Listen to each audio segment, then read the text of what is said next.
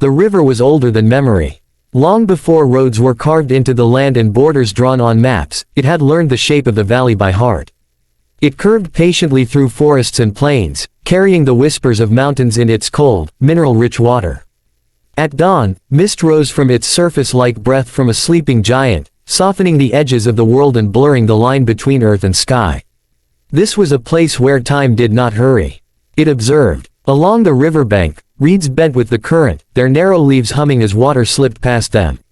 Insects stitched the air with invisible threads, while the first light of morning painted the stones gold. A lone fisherman stood knee-deep in the shallows, motionless, as if carved from the same rock beneath his feet. He knew this river not as scenery, but as a living being with moods that changed with the seasons.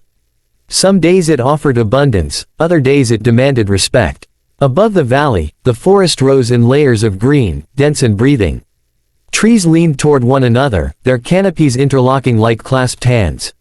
Sunlight filtered through in broken patterns, touching moss, bark, and soil in fleeting moments. Within this cathedral of leaves, life moved quietly. A deer stepped carefully between trunks, ears rotating at the slightest sound. A troop of monkeys argued over fruit high in the branches, their calls echoing like laughter. Nothing here existed alone, every movement rippled outward, touching something unseen. Deep in the forest, a leopard rested on a thick branch, its body draped with effortless balance. Its spotted coat dissolved into the dappled light, making it nearly invisible. The leopard's eyes followed the forest floor below, not with hunger alone, but with calculation shaped by generations of survival. It understood patience. In this world, speed mattered, but timing mattered more. One misstep could mean injury, and injury could mean death. As the sun climbed higher, the forest grew louder. Cicadas began their relentless chorus, a sound so constant it felt like silence. Birds flashed between branches, bursts of color against green. Somewhere, unseen, a woodpecker hammered rhythm into a dead trunk, searching for insects hidden beneath bark. Each sound marked a life at work, fulfilling its role in an ancient system that required no instruction manual. Beyond the forest, the land opened into grasslands where wind was the dominant voice. Tall grasses bowed and rose in waves, mimicking the movement of water. Here, herds of antelope grazed, their muscles coiled with readiness. Heads lifted frequently, scanning for danger. Predators did not announce themselves, and survival depended on awareness sharpened by fear and experience. A young antelope strayed slightly from the herd, drawn by a patch of especially tender grass. Its mother watched closely, stepping nearer, nudging it back when it wandered too far. In these plains, childhood was brief. Lessons were taught quickly and repeated often. Stay close, run when others run, trust the instincts older than thought.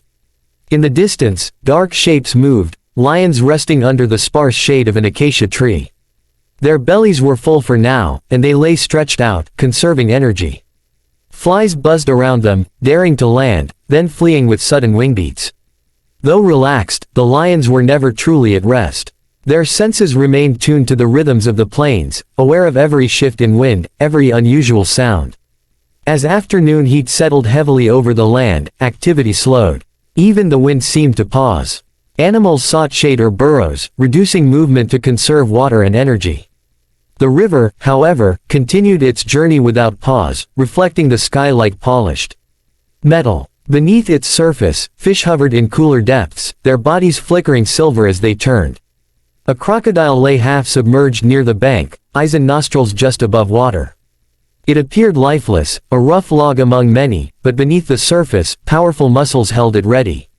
For millions of years, its ancestors had perfected this stillness, this ability to wait.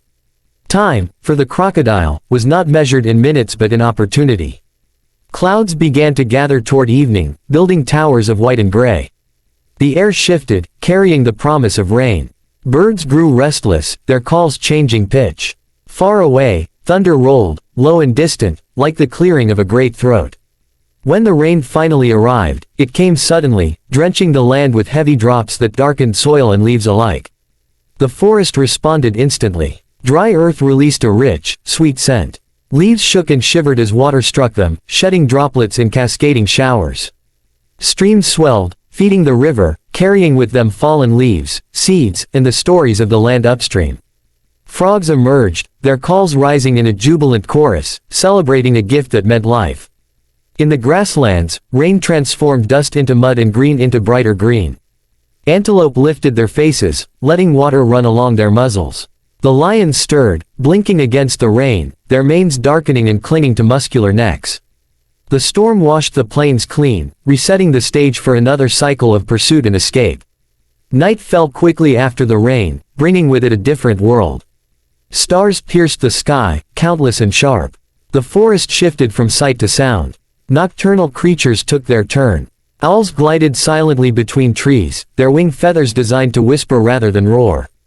Insects sang in layered rhythms, a complex orchestra without a conductor.